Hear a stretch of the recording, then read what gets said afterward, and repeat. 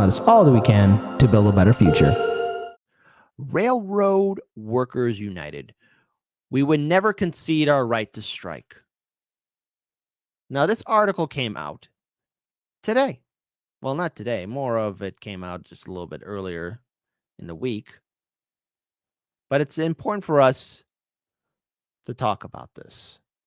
As we all know, AOC and her fantastic friends in the squad, congressional progressives, including Representative Alexandria Ocasio-Cortez, have defended their railroad strike vote by pointing to rank-and-file support. Here, Railroad Workers United clarifies the group has always unequivocally opposed denying railroad workers their right to strike.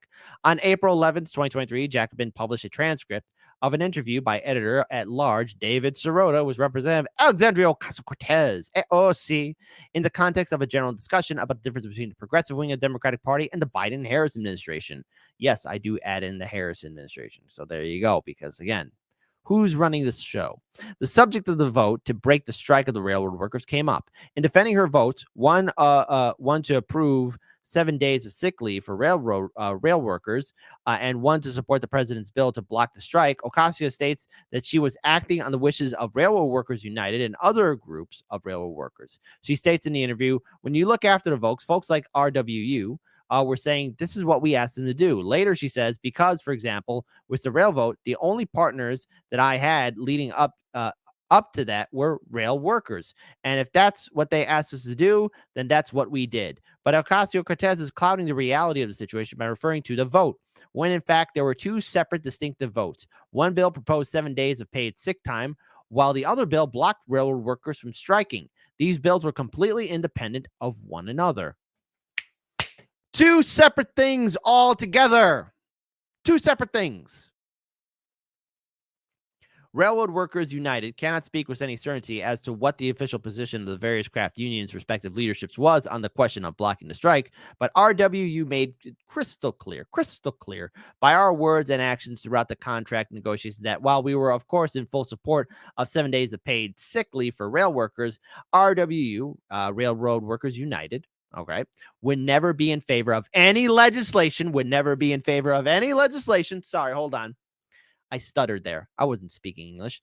Railroad Workers United would never be in favor of any legislation denying railroad workers our human right to withhold our labor when all else fails in our struggle for safe working conditions and dignity, regardless of whatever concessions may be dangled. RWU was and is in favor of any legislation that would grant any relief to barbaric working conditions we contend with, but we never concede our right to strike. We thank AOC and other House members and the Senate for their votes in support of sick leave, but we are not happy at all with her or others in both chambers who voted to deny railroad workers the right to strike. Throughout the contract fight that raged through fall of 2022, RWU made it clear from the start that we unequivocally oppose the failure of Presidential Emergency Board number 250, that we oppose any tentative agreement based on the PBE, Presidential Emergency Board recommendations, that we oppose the contract deal cut by Joe Biden and Labor Secretary Marty Walsh with the unions of the operating crafts, the Brotherhood of Locomotive Engineers, Trainmen, and Sheet Metal, Air, Rail, and Transportation Workers Transportation Division.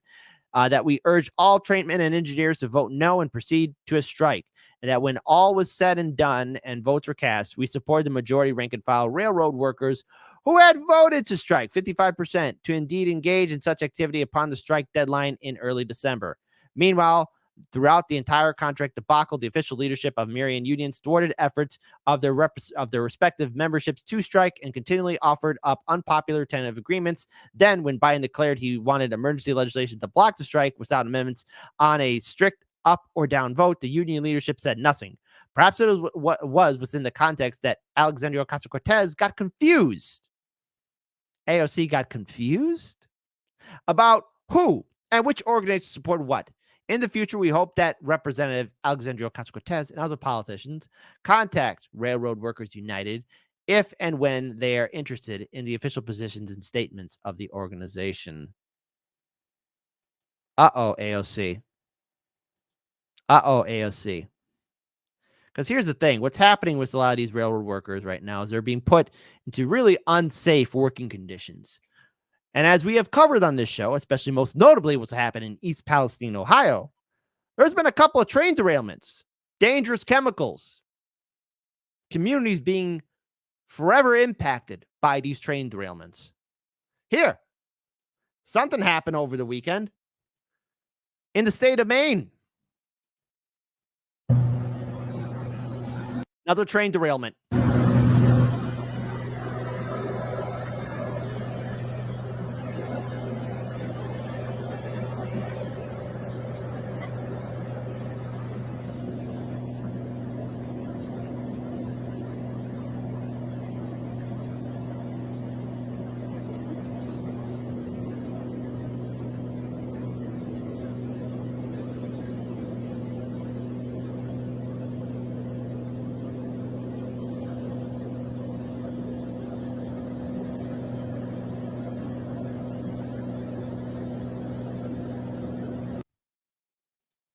Now, what's going on exactly? What's happening? Well, here's what's happening. And maybe AOC and the squad will start paying attention to workers because, again, a lot of these workers are being put in harm's way while the CEOs and the corporations make a lot of money. Train derails and causes forest fire in Rockwood, Maine, but officials say no hazardous materials involved. Where have we heard this before? I'm pretty sure the people of East Palestine, Ohio, were told, oh, don't worry about it. Everything's fine. Few days later, them and their families, their community, the soil, the air, the water, impacted by dangerous chemicals that no human should be breathing in.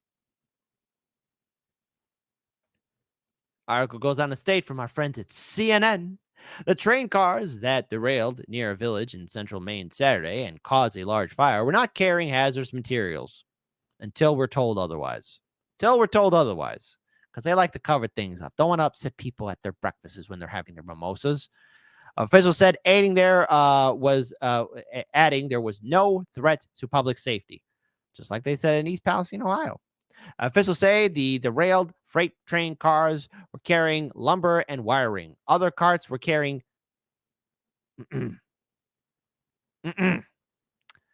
Other carts were carrying, and listen to me very carefully, hazardous materials, but were unaffected by the derailment and the fire, a spokesperson for the Canadian Pacific Kansas City Rail Network said. So we're just going to remember that, all right? No hazardous materials involved, but yet there were hazardous materials on the train line. You sure about that, people? Sure about that, media and officials? Officials said derailment likely was caused by washout of ice and debris on the tracks. The Rockwood Fire and Rescue Department said the train derailed north of Rockwood, a village in Somerset County that borders Moosehead Lake, the largest body of fresh water in the state. Chemicals near a lake. What could possibly go wrong? What could possibly go wrong? I can't think of anything. Officials at the scene assessed the derailment and said the hazardous materials are not at risk of leaking and are not at risk of catching fire. All right, maybe it's a good thing. 3 railroad employees suffered non-life-threatening injuries in the derailment and are being treated at a nearby hospital. Great. Isn't this interesting? Richest country in the world, and our trains are derailing. Richest country in the world, our system is falling apart. Richest country in the world, and our politicians tell you not to strike. Tell that to the people of France. Jeez Louise. And they're raising the retirement age from 62 to 64. Here in America, our retirement age was raised up without us even knowing or blinking an eye, yet we're protesting about Anheuser-Busch and their beer that tastes like urine because it's a crap beer. You know, we got to stop relying on these politicians being our heroes. AOC knew what she was doing. She's not going to be dumbfounded or confused. Railroad Workers United, you and your colleagues are being screwed over by the two-party system, and they're telling you what you can and cannot do. Your leadership is not helping you out. Madness and stupidity all around. More and more trains are derailing now. Isn't it shocking how this is happening? And just a side note, double check and triple check in your neighborhood or your city where the large freight trains go through. A lot of them go through the city of Chicago. Yeah, I'm a little scared. I'm a little nervous here, folks. Things ain't adding up. Things aren't looking too good. 2024 is going to be a very, very interesting election year.